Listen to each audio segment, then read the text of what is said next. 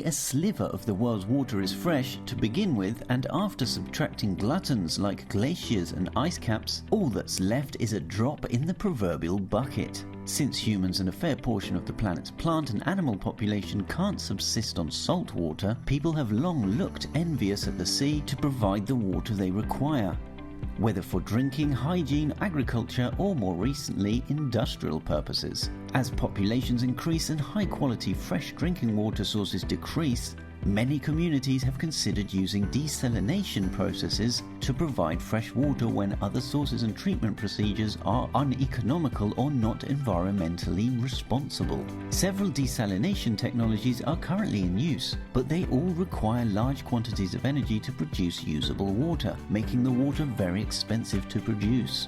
Welcome guys to another video of YTK, where in this video we will talk about how desalination plants work. What is desalination?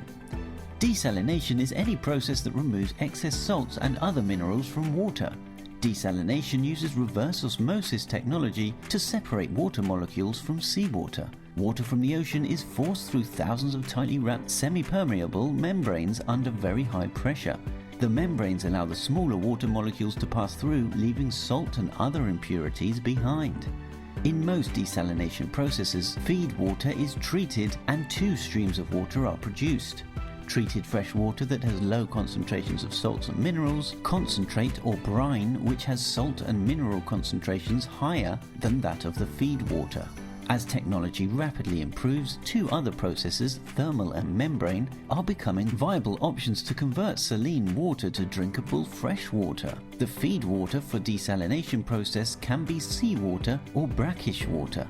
Brackish water contains more salt than fresh water and less salt water. It is commonly found in estuaries, which are the lower courses of rivers where they meet the sea, and aquifers, which are stores of water underground. Several factors influence the selection of source waters to feed desalination plants. The plant's location concerning water sources available, the delivery destination of the treated water, the quality of the source water, the pre-treatment options available, and the ecological impacts of the concentrate discharge.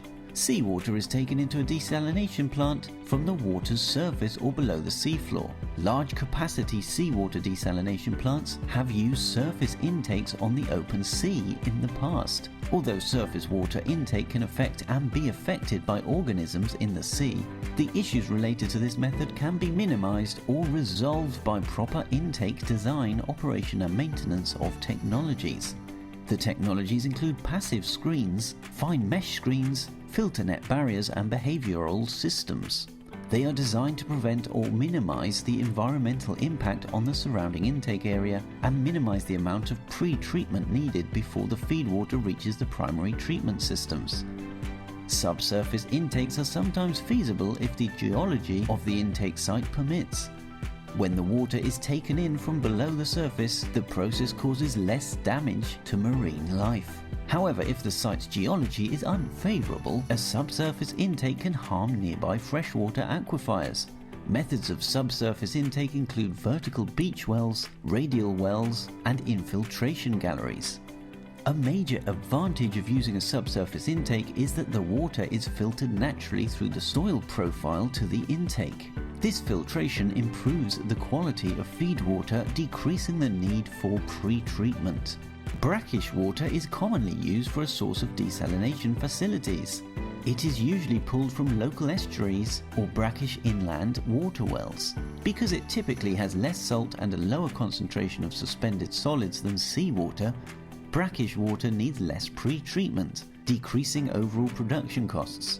However, a disadvantage is that the brine's disposal from an inline desalination location increases the cost and can raise environmental concerns. Two distillation technologies are used primarily worldwide for desalination: thermal distillation and membrane distillation. Thermal distillation technologies are widely used in the Middle East, primarily because the region's petroleum reserves keep energy costs low. The three major large-scale thermal processes are multi-stage flash distillation, or MSF, multi-effect distillation, MED, and vapor distillation, VCD. Another thermal method, solar distillation, is typically used for very small production rates. Membrane distillation technologies are primarily used in the United States. These systems treat the feed water using a pressure gradient to force feed the water through membranes.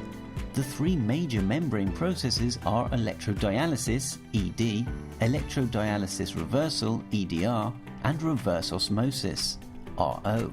Both thermal and membrane desalination processes produce a stream of brine water with a high concentration of salt and other minerals or chemicals that were either removed during the desalination process or added to help pre-treat the feed water.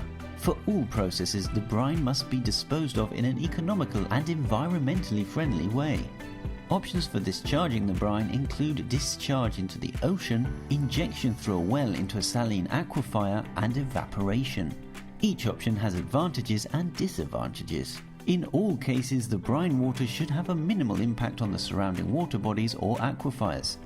Specific considerations for the water quality include saline concentration, water temperature, dissolved oxygen concentrations, and any constituents added as pre-treatment.